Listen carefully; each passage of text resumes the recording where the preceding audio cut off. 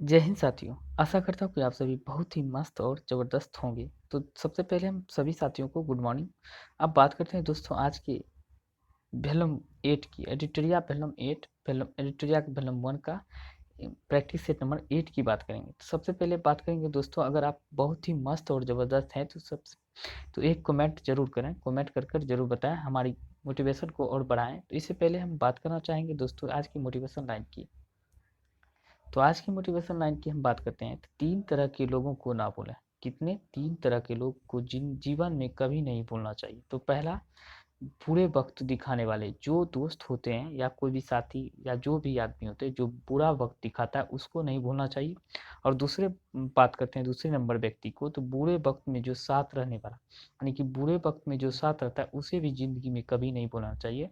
और तीसरे नंबर की हम बात करें तो बुरे वक्त में भाग जाने वाले, बुरे वक्त में जो आपको छोड़ के भाग गए उसको, ये 3 पॉइंट आप जिंदगी में हमेशा के लिए याद रखना है। ये 3 आदमी जो है आदमी को महान बना देता है, तो याद रखिएगा। अब बात करते हैं दोस्तों आज की क्लास का। तो चलिए क्लास की ओर बढ़ते हैं।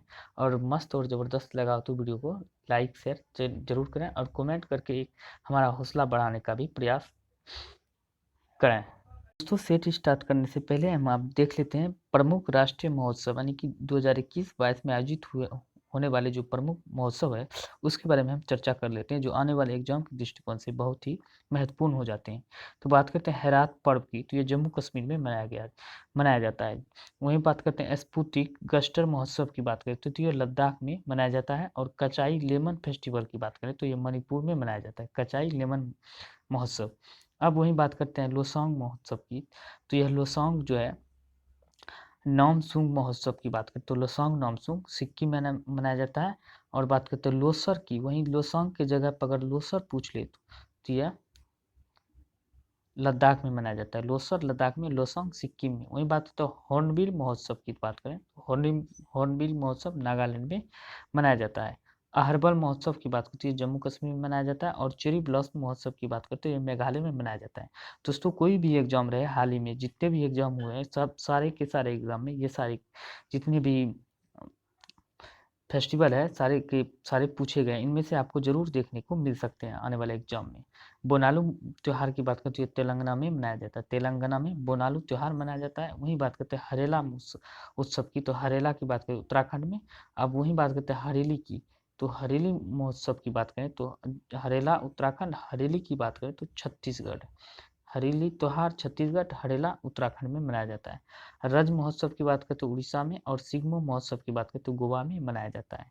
और वहीं बात करते हैं मांडू मौसे मध्य प्रदेश, मांडू महोत्सव की बात करें तो मध्य प्रदेश में मनाया जाता है।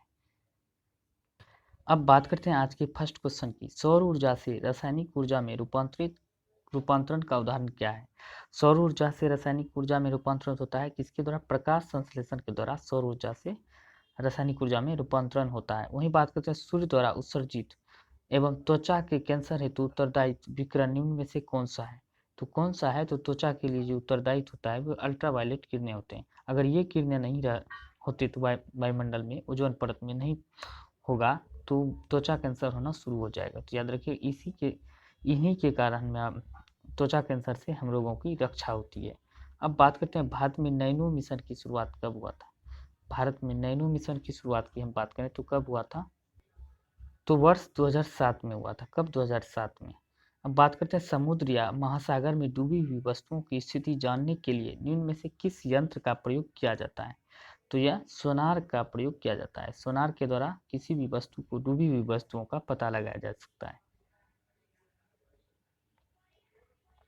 अब बात करते हैं ध्वनि तरंगे किसके कारण प्रतिध्वनि उत्पन्न करते हैं? तो प्रतिध्वनि उत्पन्न की बात करें तो परावर्तन के द्वारा होता है।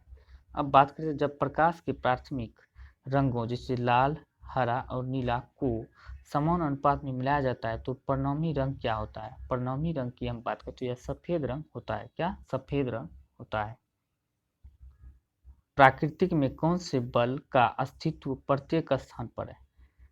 तो प्रत्येक स्थान पर है। गुरुत्वाकर्षण बल का अस्तित्व प्रत्येक स्थान पर है। बात करते हैं एक व्यक्ति झूले में बैठकर झूल रहा है, वो यदि व्यक्ति एकाएक खड़ा हो जाए तो अवर्तकाल क्या होगा? तो कोई भी व्यक्ति है बैठकर जो झूला में झूल रहा है, अगर खड़ा हो जाने के बाद, जैसे कि खड़ा हो जाने के बाद उसका आवर्तकाल क्या होता है? कम हो जाता है। क्योंकि बैठा हुआ है तो यहाँ पे तो हवा ऐसे भी कम लगता है, आप समझ सकते हैं। खड़ा होने के बाद जो ज़्यादा क्षेत्रफल घेरेंगे तो इसके इसके कारण जो उसका आवर्तकाल हो जाता है क्या होगा? कम हो जाएगा। अब बात करते हैं किस वर्ग के पौधों में पानी और अन्य पदार्थों के संवहन के लिए संवहन ऊतक पाए जाते हैं? तो संवहन ऊतक पाए जाते हैं जाइलम और फ्लोएम जुग की बात करते हैं तो संवहन ऊतक कहलाते हैं। तो यह टेरिडोफाइटा में पाए जाते हैं, टेरिडोफाइटा। अब बात करते हैं कौन सी स्तनपायी जंतु जो शिशुओं को जन्म न देकर अंडे देती है? तो शिशुओं को जन्म न देकर अंडे देती है कौन? स्तनपायी एकिडना और प्लेटिपस। ये दोनों के दोनों जो स्तनपायी है जो पहले अंडे देते हैं उसके बाद जो है दूध पान यानी कि स्तनपान कराते हैं, याद रखिएगा। अब बात करते हैं इनमें से कौन सा रोग संक्रामक रोग नहीं है? तो संक्रामक रोग कौन सा एक रोग नहीं है?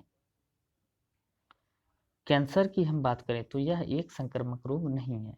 अब वही बात करते हैं लाइसोसोम की आत्महत्या का थैला है क्योंकि इसमें क्या होता है? जल अपघटन एंजाइम होते हैं, इसलिए इसे लाइसोसोम को आत्महत्या की थैली कहा जाता है। कोशिका में प्रोटीन संश्लेषण का स्थान कौन सा होता है? तो कोशिका में प्रोटीन संश्लेषण की हम बात करें तो राइबोसोम के द्वारा प्रोटीन का संश्लेषण किया जाता है। मानव शरीर में मौजूद निम्नलिखित कोशिकाओं में से किसमें माइटोकॉन्ड्रिया नहीं पाया जाता है? तो किसमें माइटोकॉन्ड्रिया नहीं पाया जाता है? तो लाल रक्त कोशिका में माइटोकॉन्ड्रिया नहीं पाया जाता है। बात करते हैं मेंडल के आनुवंशिकता का सिद्धांत किस पर आधारित है?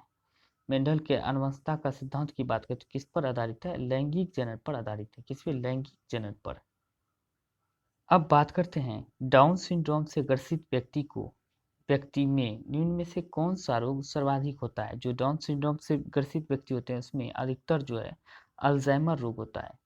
कौन सा? अल्जाइमर, जो भूलने की बीमारी होती है। तो अल्जाइमर जिसको हो जाता है वो भूलने की उसमें बीमारी हो जाती है। अब बात करते हैं निम्नलिखित में से किसे मस्तिष्क का सहायक कहा जाता है? मस्तिष्क का सहायक की हम बात करें तो मेरुरज्जु को कहा जाता है। किसको? मेरुरज्जु को। अब बात करते हैं कार्बोहाइड्रेट, प्रोटीन और वसा पूर्ण पाचन कहाँ होता है? तो कार्बोहाइड्रेट, प्रोटीन, वसा का पूर्ण पाचन की बात करते हैं छोटी आंत में होता है। अब बात करते हैं अल्प विकसित अर्थव्यवस्था की सामान्य विशेषताएं होती है। अल्प विकसित अर्थव्यवस्था की सामान्य विशेषताएं होती है प्रति व्यक्ति निम्न आय, पूंजी निर्माण की निम्न दर, जनसंख्या दबाव। आंसर की बात करें तो सभी के सभी आंसर सही हो जाएंगे। अब बात करते हैं निम्नलिखित में से कौन से कारक उत्पादन के कारक नहीं माने जाते हैं? तो उत्पादन के कारक कौन नहीं माने जाते हैं? तो लाभ को जो है उत्पादन का कारक नहीं माना जाता है। प्रधानमंत्री जीवन ज्योति बीमा योजना की शुरुआत कब हुआ था? यानी कि किस वर्ष की गई थी? तो बात करते हैं यह 2015 में इसका शुरुआत यानी कि स्थापना किया गया था। अब बात करते हैं निम्नलिखित में से किस समिति का संबंध गरीबी मापन से नहीं है? तो गरीबी मापन से किस समिति का संबंध नहीं है? सुरेंद्र तेंदुलकर समिति का है और एस हासिम समिति का है। अब बात करते हैं पीजे नायक, इस समिति का इसमें कोई संबंध नहीं है। अब बात करते हैं 2022 में क्वाड शिखर सम्मेलन का आयोजन कहाँ किया गया था? क्वाड शिखर सम्मेलन का आयोजन तो 2022 में बात करें तो टोक्यो में किया गया था। अब अगला जो क्वाड का शिखर सम्मेलन होगा यानी कि अगला जो होने वाला है कहाँ पे होगा? ऑस्ट्रेलिया में होगा, याद रखिएगा ऑस्ट्रेलिया में होने वाला है। अब बात करते हैं विश्व वायु शक्ति सूचकांक 2022 में भारतीय वायुसेना का कौन सा स्थान है? तो भारतीय वायुसेना का स्थान की बात करें तो ये तीसरा हो जाता है। तो किसका? तीसरा। किसके? यूएसए के बाद और रूस, रसिया के बाद तीसरे नंबर पर पहला यूएसए, दूसरा रसिया और तीसरा बात करते हैं हमारे भारत का स्थान है वायु शक्ति से, यानी कि एयरफोर्स के मामले में भारत तो दुनिया के तीसरे सबसे बड़ी एयरफोर्स है भारत का। संयुक्त राष्ट्र संघ ने वर्ष 2023 को किस वर्ष रूप में मनाने का निर्णय लिया गया है? नहीं, 2023 को हम बात करें कि किस वर्ष के रूप में मनाने का निर्णय लिया गया है तो मोटे अनाज के का अंतर्राष्ट्रीय वर्ष के रूप में मनाने का निर्णय लिया गया। अब वही बात करते हैं यूएनओ को, यानी कि संयुक्त राष्ट्र संघ की स्थापना की 24 अक्टूबर 1945 में किया गया था।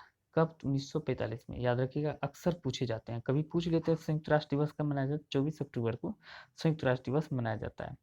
अब बात करते हैं द्विपक्षीय व्यापार एवं कनेक्टिविटी के विस्तार के लिए भारत और बांग्लादेश के बीच मैत्री पुल किस नदी पर बना है? तो यह फैनी नदी पर बना है। और बात करते हैं भारत बांग्लादेश के बीच युद्ध अभ्यास, तो संप्रीति युद्ध अभ्यास जो है भारत और बांग्लादेश के बीच होता है। अब बात करते हैं किस देश की सरकार ने देश के प्रत्येक दंपत्ति को 3 बच्चे को जन्म देने की अनुमति दी है, यानी कि 3 बच्चे को। चाइना जो है, धोखेबाज चाइना की हम बात करते हैं, तो इसको जो है यह डर लग गया, यानी कि ऐसे भी अनुमान लगाया गया 2027 तक में जो है संयुक्त राष्ट्र संघ के द्वारा अनुमान लगाया गया है कि 2027 तक भारत दुनिया की सबसे बड़ी अर्थ आबादी वाले देश बन जाएंगे। और वहाँ पे जो पहले नियम लागू थे, प्रत्येक को 2 बच्चे नियम लागू थे, लिमिट किए गए थे चाइना में। और उसको यह डर लग गया कि 2027 में जब इंडिया हमसे पॉपुलेशन में आगे निकल जाएंगे, तो उसको जो है मजबूरन जो है धोखेबाज को कि यह नीति में चेंजिंग करना पड़ा। तो यह अब जो है प्रत्येक दंपत्ति को दो, यानी कि एक दो दंपत्ति को जो है 3 बच्चे पैदा करने का, वहाँ जो है 3 बच्चे जन्म देने का अनुमति मिला है, ताकि हम पॉपुलेशन को उससे ज़्यादा रख सके भारत से। ये कंपटीशन चल रहा है। तो चलिए अब आगे बढ़ते हैं। और चमगादड़ चील की हम बात करें तो वह किसी का सगा नहीं है, जो किसी को ऐसा नहीं होगा, किसी को ठगा नहीं होगा। वो सगा ही किसी का नहीं तो ठगा भी ठगने में माहिर है, ठगता ही रहता है। अब बात करते हैं आयुष्मान भारत डिजिटल मिशन की शुरुआत निम्नलिखित में से कब हुआ था? आयुष्मान भारत डिजिटल मिशन की शुरुआत की हम बात करें तो 27 सितंबर 2021 में हुआ था। कब? 27 सितंबर 2021 में। अब बात करते हैं conspiracy to kill Rajiv Gandhi नामक पुस्तक के लेखक कौन है? तो बात करते हैं इस पुस्तक के लेखक के रंगोथमन है, के रंगोथमन इसके लेखक है। अब बात करते हैं भारत मौसम विज्ञान विभाग के मुताबिक देश के पश्चिमी तट पर मई 2021 में आए साल का पहला चक्रवाती तूफान तौकाते का नामकरण किस देश ने किया था? तो तौकाते का नामकरण की बात करते इनमें से किसी देश ने नहीं किया था। तो अब देश कौन सा था? म्यांमार था। म्यांमार के द्वारा जो है तौकाते का नामकरण किया गया था। वहीं बात करते हैं गुलाब का, तो गुलाब चक्रवात का नाम जो किसने दिया था? ये जो ये जो बेटे हैं भारत के, तो कौन? तो पाकिस्तान के द्वारा नामकरण किया गया था गुलाब का। अब बात करते हैं विश्व खाद्य पुरस्कार 2022 इनमें से किस व्यक्ति को दिया गया था? इनमें से किस व्यक्ति को दिया गया था? तो ये सिंथिया रोसेन जीवर्ग जभी को दिया गया था। किसको दिया गया था? सिंथिया रोसेन जभी को दिया गया था। अब बात करते हैं इनमें से गंगा नदी में उत्तर से आकर मिलने वाली नदी कौन सी है? तो गंगा नदी में जो उत्तर से आकर मिलते हैं, जो नॉर्थ से आकर मिलते हैं, कौन सी नदी होते हैं? तो इधर से आकर जो मिलते हैं नॉर्थ से, तो कोसी, बूढ़ी गंडक, ये जो है नॉर्थ से आकर मिलने वाली गंगा नदी में नदियां हैं। अब बात करते हैं राष्ट्रीय मानवाधिकार आयोग के नए अध्यक्ष कौन बने? तो राष्ट्रीय मानवाधिकार आयोग के नए अध्यक्ष जो बने हैं, न्यायमूर्ति एएस आनंद बने। कौन? न्यायमूर्ति एएस आनंद बने। तो दोस्तों ये जो है डी इसका गलत है, एएस आनंद नहीं होगा। तो बात करते हैं न्यायमूर्ति अरुण कुमार मिश्र है, यानी कि राष्ट्रीय मानवाधिकार आयोग के हाल ही में जो अध्यक्ष बने हैं अरुण कुमार मिश्र को बनाया गया है, मिश्रा को बनाया गया, याद रखिएगा। अब बात करते हैं उपन्यास दुर्गेश नंदिनी के लेखक निम्नलिखित में से कौन है? दुर्गेश नंदिनी उपन्यासकार के लेखक की हम बात करें तो बंकिम चंद्र चटर्जी हैं। कौन? बंकिम चटर्जी। इसी के द्वारा जो वंदे मातरम गाया गया था, राष्ट्रगीत वंदे मातरम बंकिम चटर्जी के द्वारा गाया गया था। अब बात करते हैं स्वराज पार्टी का गठन निम्न में से किस आंदोलन असफलता के बाद हुआ था? स्वराज पार्टी के गठन की बात करें तो यह किस आंदोलन की असफलता के बाद हुआ था? असहयोग आंदोलन की असफलता के बाद स्वराज पार्टी का गठन हुआ था। अब बात करते हैं निम्नलिखित में से किसे चालकोलिथिक युग भी कहा जाता है? तो ताम्र पाषाण युग को चालकोलिथिक युग भी कहा जाता है। बात करते हैं मौर्य वंश के पश्चात किस वंश का राज स्थापित हुआ था? तो मौर्य वंश के बाद की बात करें तो इसको शुंग वंश के राज कोष्ठ का राज स्थापित हुआ था। इसका ट्रिक होता है हसीन मासूक। हसीन मासूक याद रखिएगा, हसीन मासूक, हसीन मासूक। अब बात करते हैं निम्नलिखित में से किस सुल्तान ने निजामुद्दीन औलिया ने भेंट करने से इनकार कर दिया था। यानी किस सुल्तान ने में से इनमें से किस सुल्तान में से निजामुद्दीन औलिया ने भेंट करने से इनकार कर दिया था। गयासुद्दीन तुगलक का जो है इनसे जो है निजामुद्दीन औलिया ने भेंट करने से इनकार कर दिया था। जयप्रकाश नारायण निम्नलिखित में से किस आंदोलन से संबंधित थे। जयप्रकाश नारायण जो है किस आंदोलन से संबंधित थे, तो भारत छोड़ो आंदोलन से संबंधित थे। और इसी आंदोलन के तहत जयप्रकाश नारायण का एक चर्चित यानी कि प्रचलित हुआ था। भारत छोड़ो आंदोलन से ही जयप्रकाश नारायण प्रचलित हुआ था। अब बात करते हैं अशोक के शासनकाल में बौद्ध सभा किस नगर में आयोजित हुआ था। तो बौद्ध सभा की बात करें तो कहाँ आयोजित हुआ था, रावेपाकू, रावेपाकू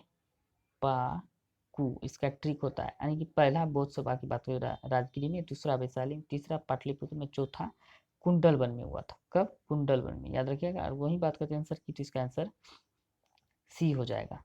अब बात करते हैं गौतम बुद्ध को एक देवता का स्थान किस राजा के युग में प्राप्त हुआ था। एक राजा के युग में प्राप्त हुआ था, कनिष्क के युग में प्राप्त हुआ था। अब बात करते हैं पीत आतंक से किस देश से संबंधित किया, यानी कि पीत आतंक से किस देश को संबोधित किया जाता है। तो जापान को। देश कहे तो जापान, अगर वही राज पूछे तो भारत में पूछे तो पीत आतंक से संबंधित कौन सा राज्य है, तो पश्चिम बंगाल है। कौन सा, पश्चिम बंगाल पीत आतंक से संबंधित है, याद रखिएगा। अब बात करते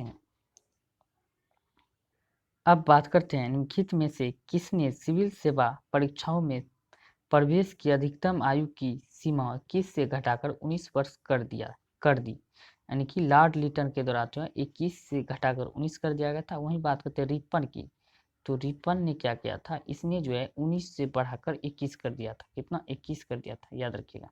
अब बात करते हैं संविधान की 8वीं अनुसूची में बोडो, डोगरी, मैथिली तथा संताली भाषाओं का समावेश कब किया गया था। तो इसका समावेश की हम बात करें 2003 में किया गया था। कब, 3 में। इसी को समावेश करके तीनों भाषा को टोटल मिला के संविधान में भी 24 भाषाएं, कितना, 24 भाषाएं कितनी, 8वीं अनुसूची में खूब पूछा जाता है एग्जाम में। 8वीं अनुसूची में कुल कितनी भाषाएं, तो 24 नहीं 22 भाषाएं। कितना, 22। 24 क्या होता है, जो 24 जो भाषा होते हैं ये साहित्य के क्षेत्र में जो पुरस्कार दिए जाते हैं, तो उसे हाल ही में बढ़ाकर 24 कर दिया गया है, तो याद रखिएगा। अब बात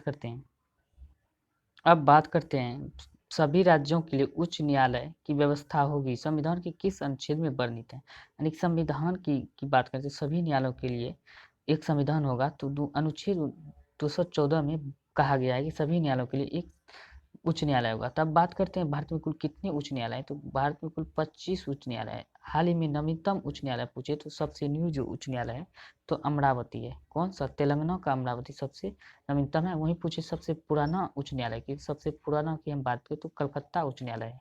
कौन सा, कलकत्ता, याद रखिएगा, बहुत ही मोस्ट इंपोर्टेंट हो जाते हैं।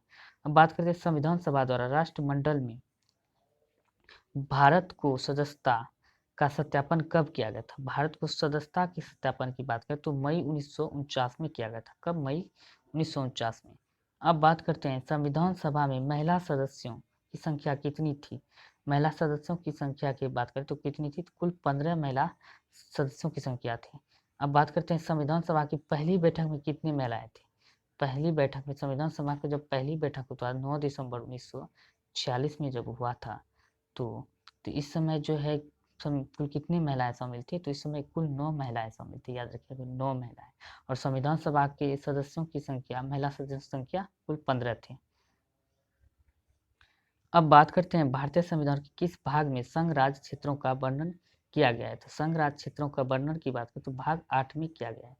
इसमें भाग 8 में। और भाग 9 में बात करें तो पंचायती राज का वर्णन किया गया है, तो भाग 9 में पंचायती राज के बारे में वर्णन मिलता है। अब बात करते हैं भारतीय संविधान के उद्देशिका में वर्णित न्याय निम्नलिखित में से कौन सा नहीं है। तो कौन सा न्याय सामाजिक, आर्थिक और राजनीतिक न्याय है और धार्मिक न्याय नहीं है। अब बात करते हैं राज्य पुनर्गठन आयोग के अध्यक्ष निम्नलिखित में से कौन थे। राज्य पुनर्गठन आयोग के अध्यक्ष की बात करें तो फजल अली थे। कब, 1953 में जो राज्य पुनर्गठन आयोग का गठन किया गया तो उस समय का अध्यक्ष की बात करें तो फजल अली अध्यक्ष थे। अब बात करते हैं निम्नलिखित में से कौन सा कथन गलत है। तो कौन सा कथन गलत है? तो बात करते हैं 3 प्रधानमंत्रियों की मृत्यु उनकी पदावधि के दौरान हुआ था, बिल्कुल सही है। कौन-कौन से? पहले बात करते हैं पंडित जवाहरलाल नेहरू की मृत्यु की हम बात करें तो 1964 में हुआ था। कब? 64 में पंडित जवाहरलाल नेहरू का। अब वही बात करते हैं दूसरा प्रधानमंत्री सर्वपल्ली राधाकृष्णन की बात करें तो इसका 66 में, और राजीव गांधी की हम बात करें इसका 84 में निधन हुआ था पद पर रहते हुए। याद कर लीजिए, बहुत ही मोस्ट इंपॉर्टेंट होता है, हो जाते हैं एग्जाम के दृष्टिकोण से। अब वही बात करते हैं मोरारजी देसाई सबसे अधिक उम्र के प्रधानमंत्री बने थे, बिल्कुल सही है। अब वही बात करें कैबिनेट मंत्रियों में सबसे बड़ा कार्यकाल जगजीवन राम का रहा है, बिल्कुल सही है। बात करें मंत्रिमंडल सचिवालय का प्रशासनिक प्रमुख प्रधानमंत्री होता है, ये बिल्कुल गलत है, क्योंकि मंत्रिमंडल जो है मंत्रिमंडल सचिवालय जो सबसे बड़ा प्रशासनिक पद होता है, जो कि यूपीएससी के माध्यम से इसे सेलेक्ट किया जाता है, याद रखिएगा। अब बात करते हैं वायु के क्षैतिज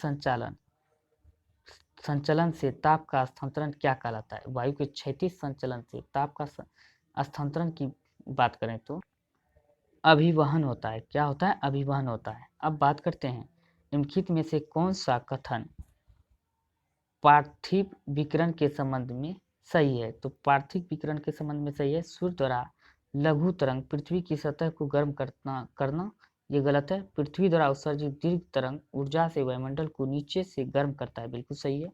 सौर विकिरण की पृथ्वी के इमाच्छादित द्वारा परिवर्तन होकर लौट जाता है, ये भी गलत है।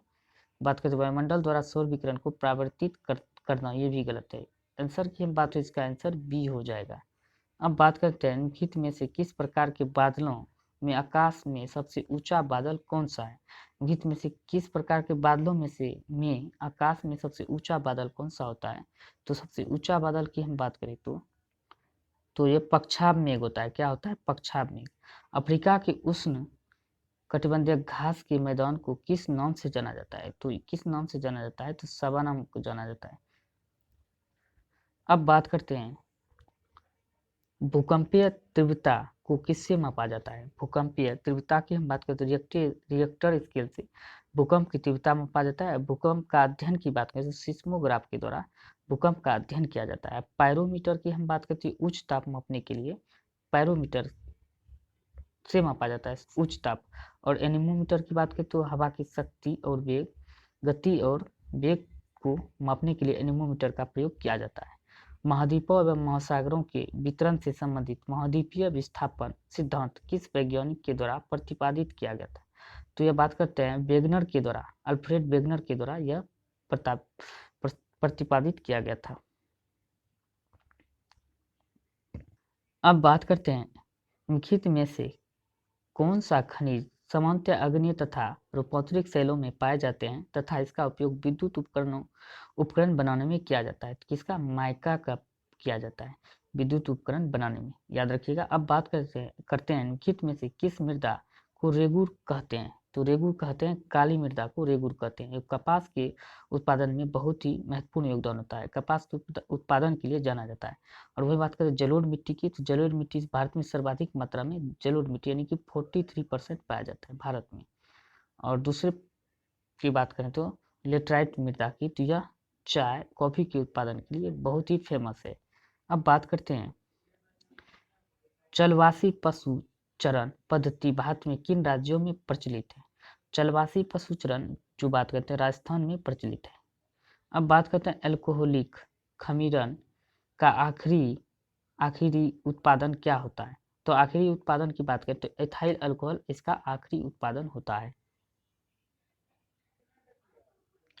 हाइड्रोक्लोरिक एसिड कांच की बोतल में नहीं रखा जाता है क्योंकि वह अभिक्रिया करता है। तो वह अभिक्रिया किससे कर लेता है? कांच की सिलिकॉन डाइऑक्साइड से, कांच की सिलिकॉन डाइऑक्साइड से अभिक्रिया कर लेता है।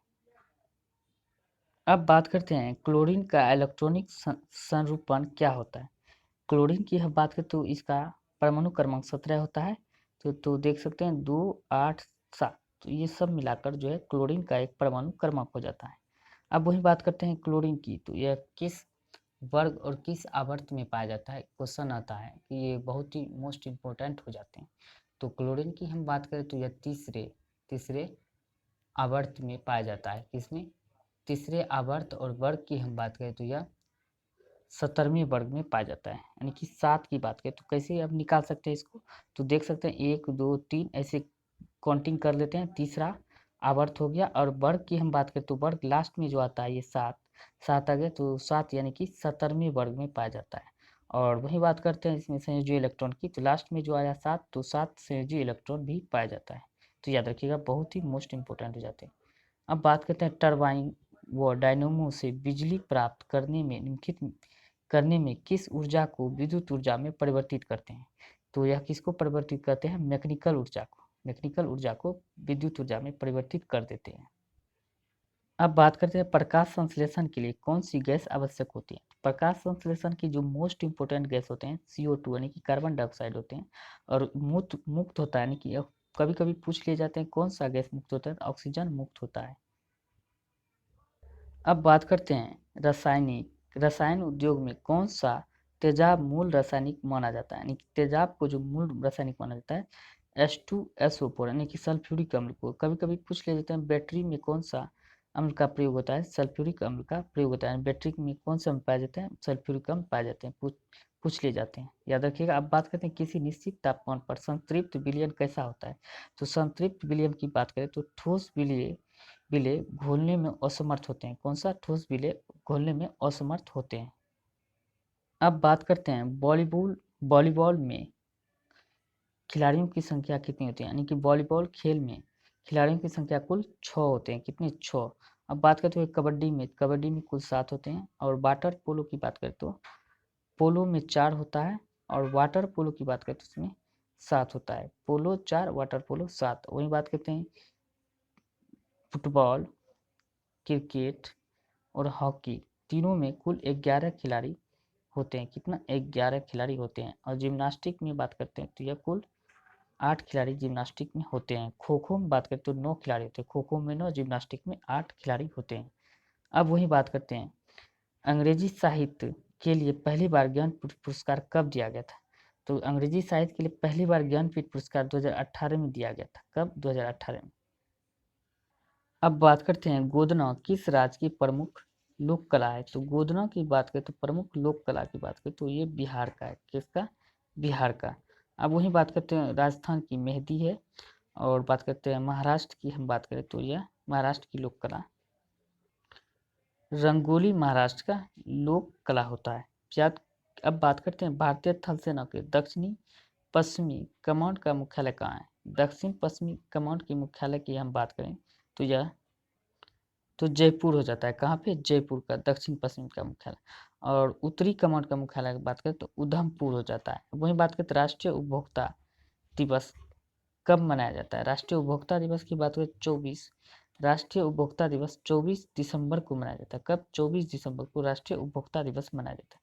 अब आपको बताना है कि अंतर्राष्ट्रीय उपभोक्ता दिवस कब मनाया जाता है। अंतर्राष्ट्रीय उपभोक्ता दिवस की हम बात करें तो यह कब मनाया जाता है, और आपको हिंट देते हैं मार्च महीने में मनाया जाता है। और कब, किस तारीख को मनाया जाता है, ये कमेंट करके आपको जरूर बताना है। अब बात करते हैं योकोहमा रणनीति निम्नलिखित में से किससे संबंधित है। योकोहमा रणनीति की हम बात करें तो यह किससे संबंधित है, तो यह संबंधित है किससे, तो आपदा प्रबंधन से संबंधित है। योकोहमा रणनीति की बात करें तो आपदा प्रबंधन से संबंधित है। उसके बाद करते हैं बर्फानी तूफान किस प्रकार की आपदा है।